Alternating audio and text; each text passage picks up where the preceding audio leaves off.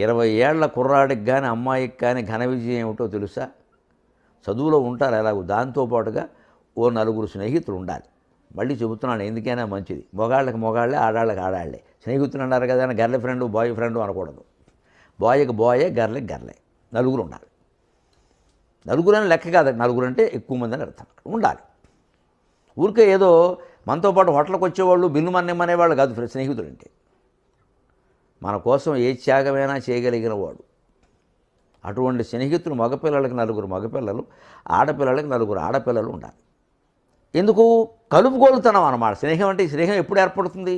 రెండు పురుకోసలు ముడేయాలనుకో, ఈ కొస ఆ కొస ముడేయాలంటే ఈ కొస అందులోకి వెళ్ళాలి, ఆ కొస ఇందులోకి రావాలి, లేకుండా ముడిపడదు. రెండు ఇలా ఉంటే చేస్తాం, అప్పుడు మళ్ళీ అవతల ఇంకో పెట్టి అంటించాలి ఏదైనా. అదేనా అంటించడం, ముడిపడ్డమేగా.